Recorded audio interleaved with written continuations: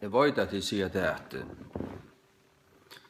nu tar jeg snakket om at kona skal akta som mann. Det for lengt med over.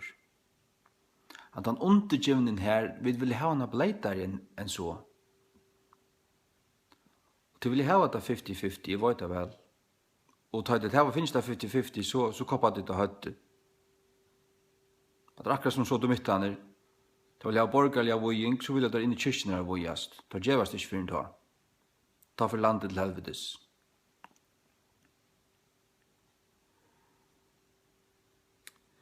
Nå har han tatt aktingen her.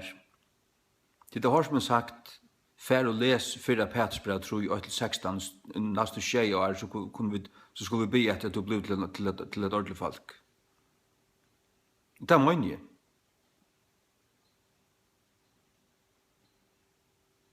Det er mange. 4 Petersbrev, tror jeg. Jeg vil lese det i ensko. Nei, før skal man jo.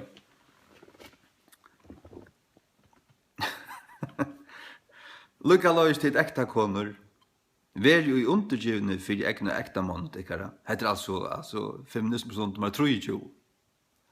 Vær i undergivne for egna ekta mann, tykkara, at om nekre logi ikke åren, og tar østene med 8 år vera vunner vi etferden ikke ekta konur. Men tar skåa tykkara kursko etfer, samkoppliga vi øtta. Kvars projing, let han oi være handa utvortes projing av flatta hår, og av være godle, eller av oileting i skarsta klægi.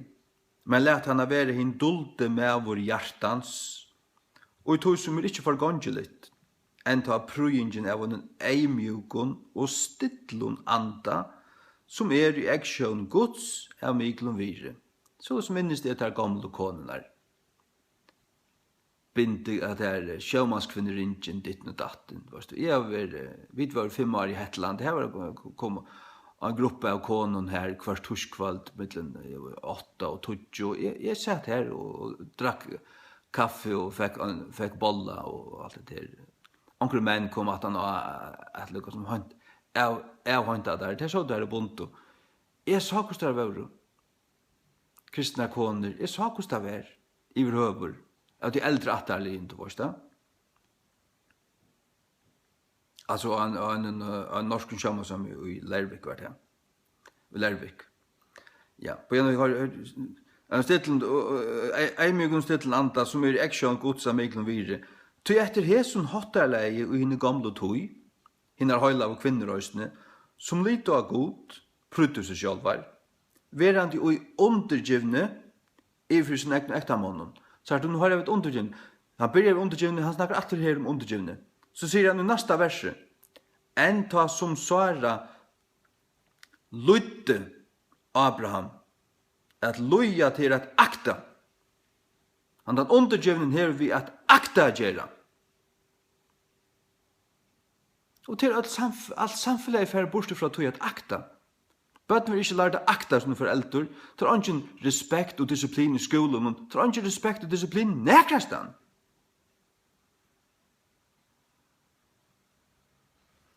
Her det så hvis en ta at koner skulle akta som menn.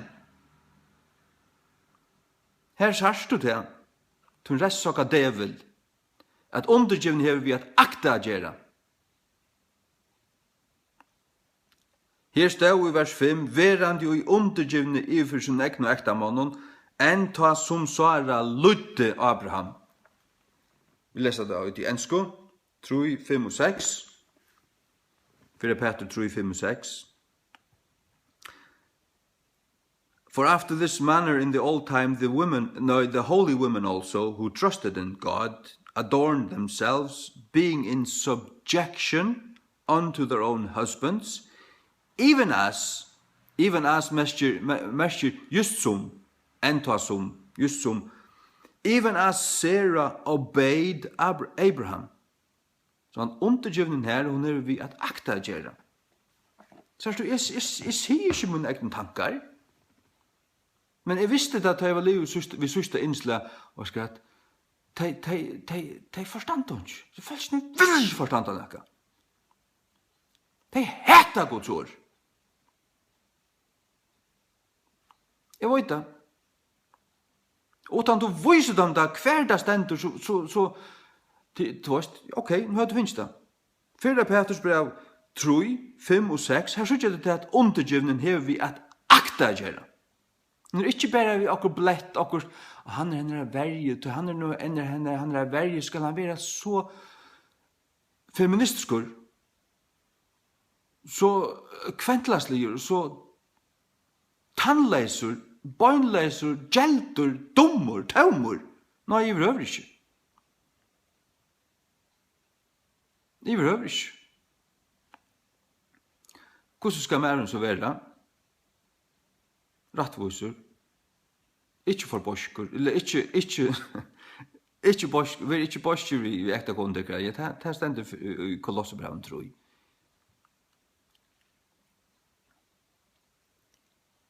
Nei. Men, særst du, det er ikke mer grunn til å være, hvis han har en kone som oppfyller første treit. Første treit er at hun er hun undergiven. Er hun slett høver ikke undergiven. Så er han ytterlig, vet du. Og det er du selv be om.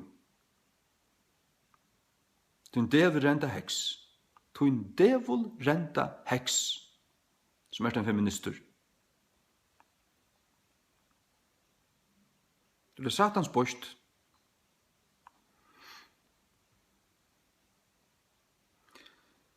Ja, så det har sett det her.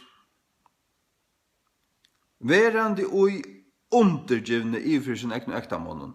Enta som Sara lutti Abraham, kallandi han Herra. Calling him Lord. Her jeg lyser jo dals av Bibelen i 21 år. Så får man atter til disse søvnene og i Genesis 18, her som hun kallar han Herra. Og her stendes slett ikke året Herre i hans herre Bibel. Men så kallar han slett ikke Herra i hans herre Bibel. Hvor? Det er en djevelsens perversjon av hos året fra Alexandria. Han er tutt Biblia hebraika tja Josef Kittel, som tuske nazister pervertera under Hitlerstyren og Arnta. Josef og Rudolf Kittel. Og det er den teksten som vi tuttur det. Han er baseret på en pervertering av gamla testamentlige tekst. Det er ikke den samme teksten som King James-bibelen er tutt etter. King James-bibelen er tutt etter Ben Chaim. Den rette masoretiske teksteren. Den rette masoretiske. Her er tver masoretiske tradisjoner. Ikke? Genesis 18:12. Genesis 18:12. Therefore Sarah laughed within herself, saying, After I am waxed old, shall I have pleasure, my Lord being old also. Herre mun.